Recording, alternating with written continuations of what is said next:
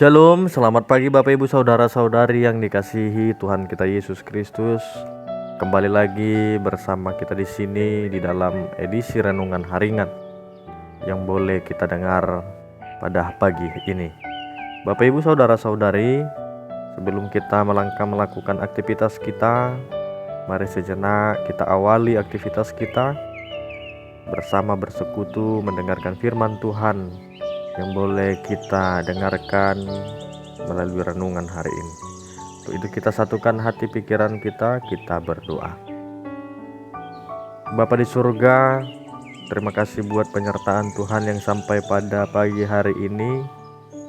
Melalui nafas kehidupan, kekuatan yang baru, sukacita yang baru yang daripadamu Tuhan, sehingga kami boleh beranjak dari tempat tidur kami bangun dan akan melakukan aktivitas kami masing-masing. Terima kasih ya Tuhan buat segala berkat-Mu. Sebentar kami datang ke hadapan-Mu untuk bersekutu, belajar, dan mendengar firman Tuhan melalui renungan harian yang boleh kami dengarkan pada hari ini. Untuk itu Tuhan, berfirmanlah Engkau di setiap kehidupan kami, sebab kami telah siap untuk mendengar. Jadi dalam nama anak-Mu, Tuhan Yesus Kristus, kami boleh berdoa. Amin. Bapak Ibu Saudara-saudari yang dikasihi Tuhan kita Yesus Kristus, firman Tuhan yang menyapa kita pada pagi hari ini, Rabu 15 Maret 2023, diambil dari Filipi pasalnya yang pertama, ayatnya yang ke-9. Dan inilah doaku, semoga kasih-Mu makin melimpah dalam pengetahuan yang benar dan dalam segala macam pengertian. Jala odo hupangido, naing malam sumurung holong ni rohamuna, marurat di parbinotoan dohot dinasa panibangon partodion. Demikian pembacaan firman Tuhan. Bapak Ibu Saudara-saudari yang dikasihi Tuhan kita Yesus Kristus, firman Tuhan yang menyapa kita pada hari ini datang dari surat Paulus kepada jemaat yang ada di Filipi. Surat Filipi ini dikenal sebagai surat air mata dan sekaligus juga dikenal sebagai surat sukacita. Dikatakan sebagai surat air mata dikarenakan surat ini ditulis ketika Paulus berada di penjara di Roma yang memaksanya meninggalkan jemaat ini. Sementara mereka juga mengalami berbagai penganiayaan atau pencobaan. Demikian juga dikatakan surat Filipi ini merupakan surat sukacita dikarenakan Paulus justru menganggap pemenjaraan dan penganiayaan yang dialaminya dan yang dialami oleh jemaat di Filipi pada saat itu ialah sebagai bagian dari iman di dalam Kristus. Apalagi Bapak Ibu Saudara-saudari, ketika Paulus berada di dalam penjara pada saat itu, dia mendengar berita kabar baik yang menggembirakan tentang jemaat yang berada di Filipi pada waktu itu. Walaupun Paulus tidak berada di tengah-tengah kehidupan mereka. Kesedihan Paulus terobati oleh karena jemaat Filipi telah menunjukkan kehidupan Kristen yang sesungguhnya, sekalipun mereka dihantam oleh berbagai pencobaan. Paulus pun kemudian memberi penegasan tentang bagaimana ciri khas kehidupan orang Kristen itu, yaitu tentang sukacita, persekutuan, dan kasih mereka. Nah, Bapak Ibu Saudara-saudari yang dikasihi Tuhan kita Yesus Kristus, tentu ciri khas pertama dari orang Kristen dalam teks ini menyangkut sukacita. Paulus sendiri telah menunjukkan di dalam dirinya bahwa sekalipun dia saat itu berada dalam suasana yang menyedihkan, suasana yang pada saat dia dianiaya oleh karena pemberitaan Injil Kristus, namun dia tetap bersukacita di dalam kehidupannya.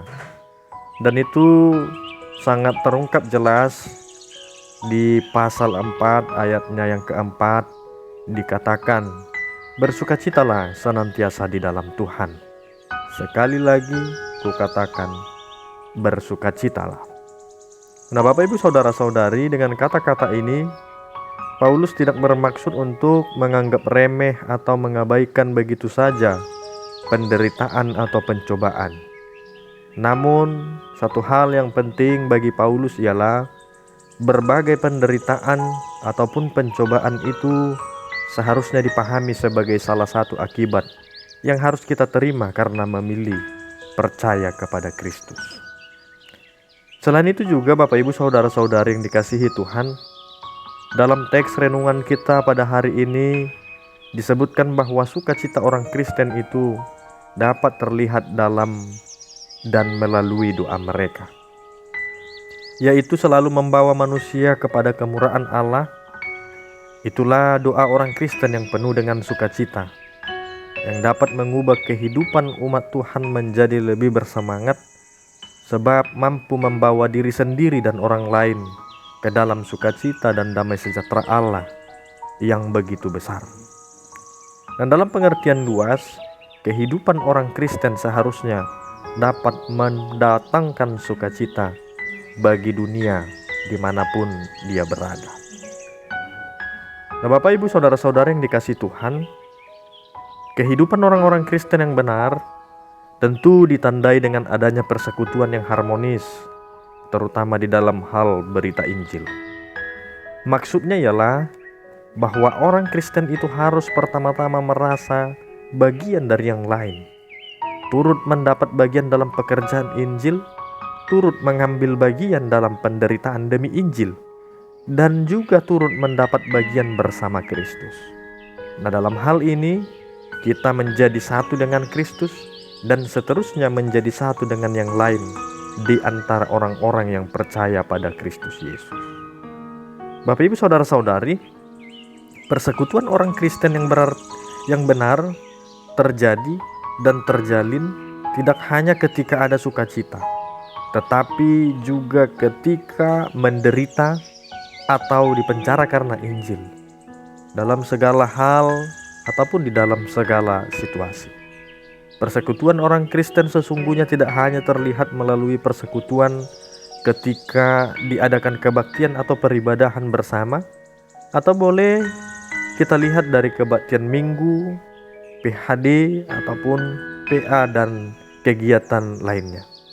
Tetapi persekutuan orang Kristen yang benar harus terlihat dan bagaimana setiap orang percaya merasa bahwa dirinya pertama-tama merupakan bagian dari Kristus, kemudian bagian dari yang lain di dalam persekutuan itu. Nah, kita boleh saja bersekutu bersama-sama melalui kebaktian minggu ataupun PHD, PA atau kegiatan lainnya. Namun itu tidak otomatis menunjukkan bahwa kita merasa bagian dari yang lain. Tidak otomatis membuktikan bahwa kita telah menjadi satu dengan Kristus dan telah menjadi satu dengan yang lain dalam ibadah itu. Belum tentu. Karenanya, persekutuan kita di dalam ibadah seharusnya diteruskan lagi melalui persekutuan dalam kehidupan sehari-hari, dalam aneka dinamika kehidupan kita, baik sukacita maupun duka cita. Bapak Ibu Saudara-saudari, kekristenan itu tentu sudah kita kenal jelas dengan ajaran tentang kasih. Dan semua orang tahu tentang hal itu, baik orang Kristen sendiri maupun orang-orang non-Kristen. Paulus pun di sini menyinggung hal itu di dalam teks renungan kita pada hari ini, hanya saja dengan penekanan supaya kasih orang-orang percaya pada Kristus itu terus melimpah, bertumbuh dan makin besar setiap hari. Tidak hanya sekedar ikut-ikutan, tetapi bertumbuh dalam pengetahuan dan pengertian akan yang benar dan baik. Apa artinya itu Bapak Ibu Saudara-saudari? Artinya yaitu bahwa sesungguhnya kasih orang Kristen itu tidak pernah terbatas. Justru semakin berkembang dari waktu ke waktu, bahkan dalam berbagai penderitaan pun kasih Kristus itu justru semakin besar. Nah, Bapak Ibu Saudara-saudari, Orang-orang Kristen, orang-orang pengikut Kristus yang hidup di dalam kasih yang seperti ini, secara perlahan-lahan tetapi pasti tentu terus bertumbuh dalam pengetahuan dan pengertian akan yang benar dan yang baik. Hal inilah yang sangat penting, sebab menunjukkan bahwa orang Kristen yang benar itu telah dimurnikan atau dibersihkan dari semua yang jahat sehingga menjadi suci atau murni, sekaligus menunjukkan bahwa orang Kristen yang suci atau murni tidak pernah menyebabkan diri sendiri dan orang lain tersandung. Nah, Bapak Ibu saudara-saudari yang dikasihi Tuhan kita Yesus Kristus, ada banyak orang Kristen yang nampaknya suci, atau kita boleh mengatakan tidak bercacat, tidak bercela, namun ada banyak juga mereka yang gagal dalam meyakinkan orang lain untuk percaya pada Kristus. Ada banyak orang Kristen yang memiliki kehidupan rohani yang begitu baik, namun tidak mampu mempengaruhi orang lain untuk semakin mengenal kasih Kristus dalam hidup mereka. Bukan orang Kristen dengan tipe seperti inilah yang diharapkan oleh Paulus menurut teks renungan kita pada pagi hari ini.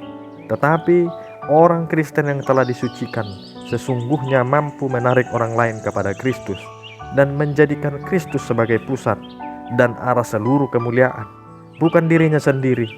Itulah kasih yang melimpah, terus bertumbuh semakin besar dan mampu membawa orang lain menjadi lekat kepada Kristus. Nah, Bapak Ibu saudara-saudari, pertanyaannya kepada kita sekarang yang mendengar firman Tuhan melalui renungan pada saat ini, sudahkah kita menunjukkan kekristenan bahwa dan perbuatan kita sebagai pengikut Kristus yang hidup di dalam kasih itu? Atau masihkah kita menjadi faktor atau subjek-subjek yang hanya mengikuti peribadahan tapi tidak nampak dari perbuatan kepada sesama kita? Melalui firman Tuhan ini, Bapak Ibu saudara-saudari, kita diingatkan kembali sebagai porsi pengikut Kristus. Mari bersama belajar, mari bersama menghidupi panggilan kita sebagai Kristen, pengikut Kristus, dan mari bersama untuk menerapkan kasih itu di dalam kehidupan kita pribadi lepas pribadi, sehingga kita boleh saja berada dalam situasi pergumulan, akan tetapi pasti ada saja orang-orang di sekitar kita yang mungkin mau membantu karena kasih itu.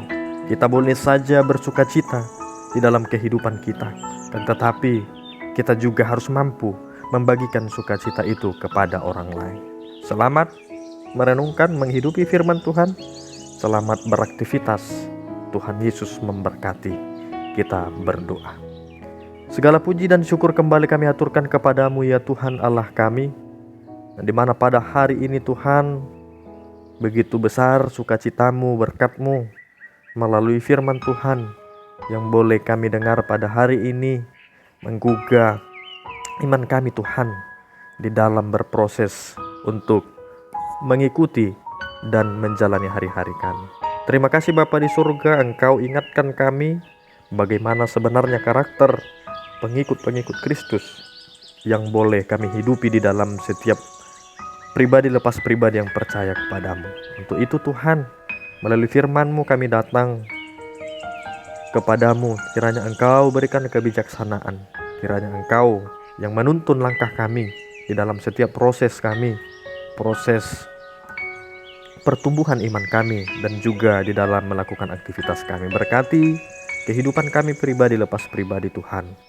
Kiranya Engkau juga yang selalu menopang kehidupan kami, agar kami dimampukan untuk melewati setiap pergumulan yang mungkin datang ke dalam kehidupan kami, atau di dalam sukacita kami mampu berbagi kepada teman kami dan juga sekitar kami. Bapa di surga, terima kasih buat berkat-Mu pada hari ini. Sebentar kami akan melangkah untuk melanjutkan aktivitas kami yang boleh kami lakukan untuk satu hari ini. Kiranya Tuhan yang selalu menyertai kami, menerangi langkah kaki kami, dan memberkati setiap apapun aktivitas, apapun kegiatan yang boleh kami lakukan pada hari ini. Kami serahkan hanya di dalam nama Tuhan kami Yesus Kristus. Bapa, kami juga mengingat kepada keluarga kami, orang tua kami, atau saudara kami yang jauh dari kami ya Tuhan pada saat ini.